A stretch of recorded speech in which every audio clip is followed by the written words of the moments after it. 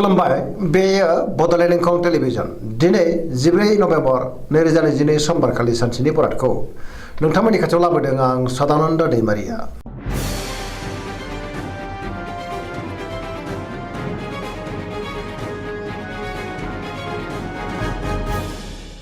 सिगां फरायनो लादों मेष राशि गिबि हांखो अ ल दिनैनि साना जोबोर मोजां बहाबा दावबायनो एबा हान्थिनो खाबुबो मोननो हागौ आरो मोजाङैनो हान्थिनोबो हागोन।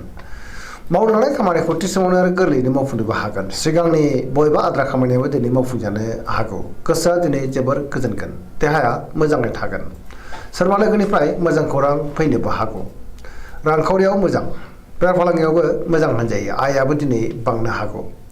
सोरजोंबा बाख्नाय जानो हागौ आरो गुबुननि हेफाजाबखौ मोननो हागोन। न'खरावबो दिनै अनलायनाय फैगोन। बिसि फिसायनि गेजेराव मोजां सोमोन्दो थागोन। गुबुनजों बाख्नाय जागोन। गोसोनि बोलोआ बांगोन। गावनि गोसोनि साननायखौ दिनै गुबुननो फोरमायनोबो हागोन। समाजाव मान मोनगोन।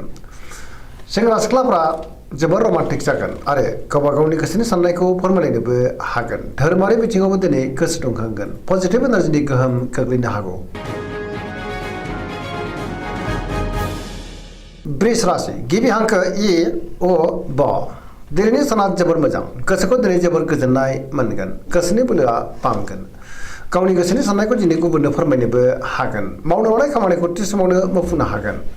गोसोआव गोथों आरो गोग्गो साननाय फैगोन। गियाननि आंखाल जानाय नङा। रांखावरियाव जोबोर मोजां बेफार फालांगियावबो जोबोर मोजां होनजायो। आयाबो दिनै बांनो हागौ। गोबां मुलाम्फाबो मोनगोन। न'खराव दिनै बिसि फिसायनि गेजेराव अनलायनाय फैगोन। बिदा फंबायजों मोजां सोमोन्दो थागोन। देहाया मोजाङैनो थागोन। अब्लाबो नाथाय जानाय लोंनायाव सांग्रां जानांगोन। सोरबा लोगोनिफ्राय अनसायनाय मोननो हागौ। गोसोनि साननायफ्रा मोगथाङाव जाफुंगोन। पजिटिभ एनार्जिनि गोहोम गोग्लैगोन।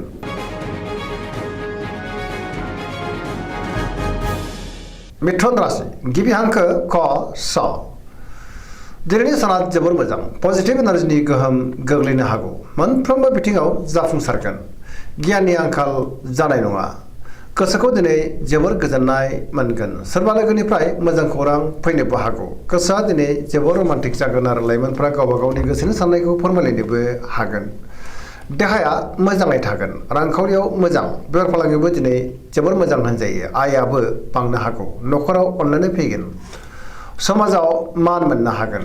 गुबुननि गोसोखौ गोरलैयैनो बोनोबो हागोन। गोसोनि बोलोआ बांगोन। गावनि गोसोनि साननायखौ गुबुननो फोरमायनानै गोसोआ दिनै जोबोर गोजोनगोन। सोरबा लोगोनिफ्राय थोजासे हेफाजाबबो मोननो हागौ। सोरजोंबा बाख्नाय जागोन।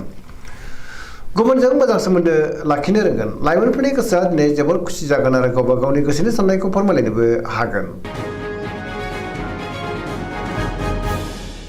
कर्कट राशि गिबि हांखो ड ह दिनैनि साना जोबोर मोजां गोसोखौ दिनै जोबोर गोजोननाय मोनगोन। सोरबा लोगोजों बाख्नाय जानानै गोसोखौ बांसिन गोजोननाय मोनगोन। गोसोनि साननायफोरा दिनै जाफुंनोबो हागौ। गोसोआव पजिटिभ साननाय फैगोन। गोथों आरो गोग्गो साननो रोंगोन। गियाननि आंखाल जानाय नङा। मावनो लानाय खामानिखौ थि समावनो आरो गोरलैयैनो मावफुंनोबो हागोन। रांखावरियाव दिनै जोबोर मोजां बेफार फालांगियावबो जोबोर मोजां। न'खराव अनलायनाय फैगोन। समाजाव लोगो लेवा बांगोन। देहाया मोजाङै थागोन। अब्लाबो नाथाय जानाय लोंनायाव सांग्रां जानांगोन। गुबुननिफ्राय गोबां हेफाजाब मोननो हागौ। सोरबा लोगोजों बाख्नाय जानो हागौ। न'खराव अनलायनाय फैगोन। समाजाव बयजोंबो अनसायजानो हागौ। फरायसाफ्रा दिनै फरायनायाव गोसो दुंखांगोन आरो मोजां फिथाइ मोनगोन।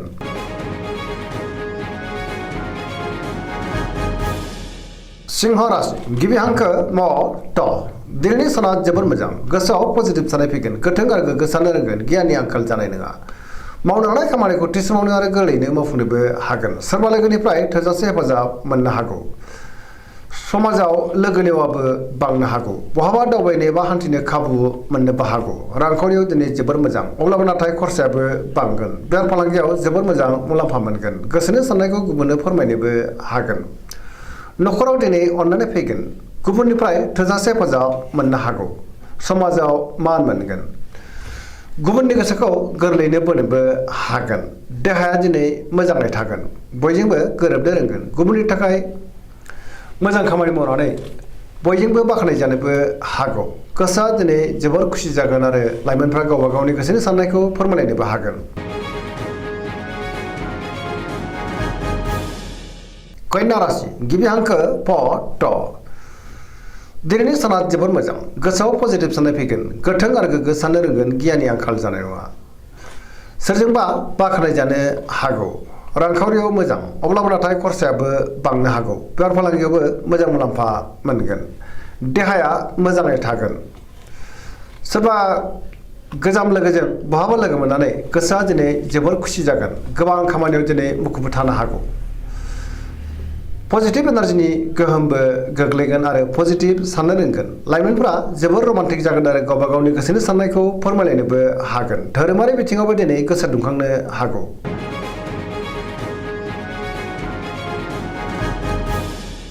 तुला राशि गिबि हांखो र ट दिनैनि साना जोबोर मोजां गोबां रोखोमनि मोजां खाबु फैनोबो हागौ गियाननि आंखाल जानाय नङा गोसोनि साननायफोरा जाफुंगोन गोसोनि बोलोआबो बांगोन मावनो हानाय खामानिखौ थि समावनो आरो गोरलैयैनो मावफुंनो हागोन देहाया मोजाङै थागोन रांखावरियाव मोजां अब्लाबो नाथाय खरसायाबो बांनो हागौ बेफार फालांगियावबो मोजां होनजायो न'खराव बिसि फिसानि गेजेराव अननानै फैगोन सोरजोंबा बाख्नाय जानो हागौ गुबुननि थाखाय गोबां मोजां खामानि मावनानै होनोबो हागोन सोरबा लोगोनिफ्राय थोजासे हेफाजाबबो मोनगोन गोदान खामानियाव आखाइ होनोबो हागोन सेंग्रा सिख्लाफ्रा जोबोर रमान्टिक जागोन आरो गावबा गावनि गोसोनि साननायखौ फोरमायलायनोबो हागोन गुबुननिफ्राय मोजां खौरां फैनोबो हागौ पजिटिभ एनार्जिनि गोहोम गोग्लैगोन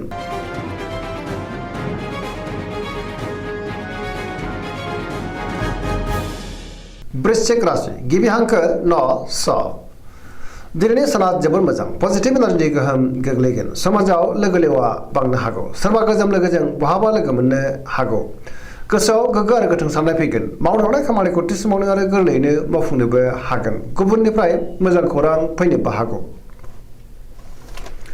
गोसोनि साननाया जाफुंगोन गोसोनि बोलोआबो बांगोन गावनि गोसोनि साननायखौ दिनै गुबुननो फोरमायनोबो हागोन न'खरावबो अनलायनाय फैगोन गोबां खामानियाव दिनै मुखुबबो थानो हागौ रांखावरियाव जोबोर मोजां अब्लाबो नाथाय खरसायाबो बांगोन बेफार फालांगियाव जोबोर मोजां मुलाम्फा मोनगोन देहाया मोजाङैनो थागोन गुबुननिफ्राय थोजासे हेफाजाबबो मोननो हागौ फरायसाफ्रा दिनै फरायनायाव गोसो दुंखांगोन आरो मोजां फिथाइ मोनगोन लाइमोनफ्रा जोबोर रमान्टिक जागोन आरो गावबा गावनि गोसोनि साननायखौ फोरमायलायनोबो हागोन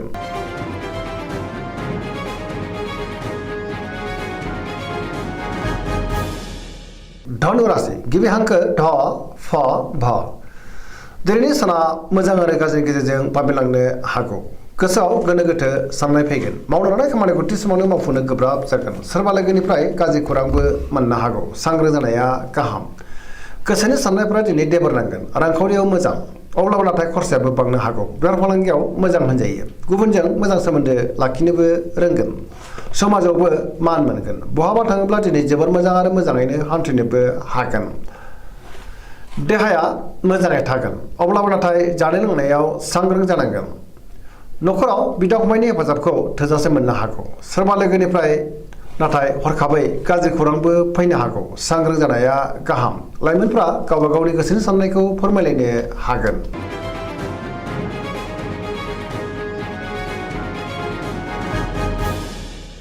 मकर राशि गिबि हांखो ख ज दिनैनि साना जोबोर मोजां गोसोनि साननाया मोगथाङाव जाफुंनो हागौ मावनो हानाय खामानिखौ थि समावनो आरो गोरलैयैनो मावफुंनोबो हागोन रांखावरियाव दिनै जोबोर मोजां अब्लाबो नाथाय खरसायाबो बांनो हागौ बेफार फालांगियाव दिनै जोबोर मोजां मुलाम्फा मोनगोन गुबुनजों मोजां सोमोन्दो लाखिनोबो रोंगोन गोबां खामानियाव दिनै मुलाम्फाबो जागोन गुबुनजों मोजां सोमोन्दो लाखिनानै मोनफ्रोमबो खामानियावनो जाफुंसारनो हागौ गोदान खामानियाव दिनै आखाइ होजेननोबो हागोन न'खराव बिदा फंबायनि हेफाजाबखौ मोननो हागोन बिमा बिफानि अननाय आरोफोरखौबो मोननो हागौ बिसि फिसायनि गेजेराव मोजां सोमोन्दो थागोन सेंग्रा सिख्लाफ्रा गावबा गावनि गोसोनि साननायखौ फोरमायलायनोबो हागोन फरायसाफ्रा दिनै फरायनायाव गोसो दुंखांगोन आरो मोजां फिथाइ मोनगोन पजिटिभ एनार्जिनि गोहोमबो गोग्लैनो हागौ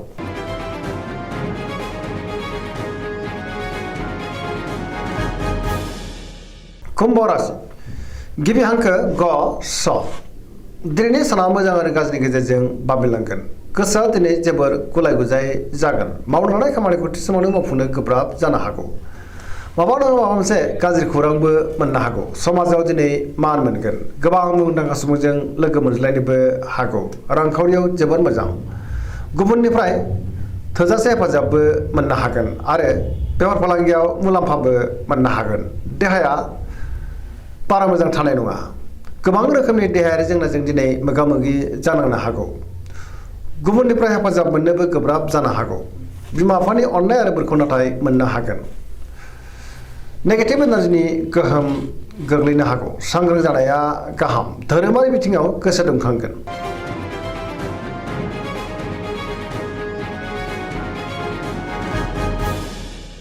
मीन राशि गिबि हांखो ड स।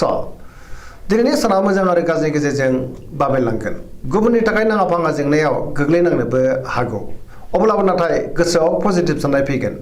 गोसोनि बोलोआबो बांगोन। गावनि गोसोनि साननायखौ गुबुननो फोरमायनोबो हागोन। देहाया दिनै बारा मोजां थानाय नङा। गगा बायदिसिनाजों खस्थ' मोननांनोबो हागौ। रांखावरियाव मोजां। बेफार फालांगियावबो मोजां होनजायो। अब्लाबो नाथाय खरसायाबो बांनो हागौ। न'खराव दिनै अननानै फैगोन। सोरनिफ्रायबा गाज्रि खौरांबो मोननो हागौ। लाइमोनफोरा जोबोर खुसि जागोन। गावबा गावनि गोसोनि साननायखौ फोरमायनो हानानै गोसोआ दिनै खुसिबो मोनगोन। फरायसाफ्रा दिनै फरायनायाव गोसो दुंखांगोन आरो मोजां फिथाइ मोनगोन। दिनैनि राशि फरायनाया एसेनोसै। जोबनायाव बेखौनो खावलायो जाहाथे नोंथांमोना सानफ्रोमबो जोंनि बे बड'लेण्ड इंखं टेलिभिजनखौ नायबाय थायो आरो साबस्क्राइब खालामो, लोगोसे लाइक खालामो आरो शेयार खालामो। एसेनोसै, गोजोन्थों।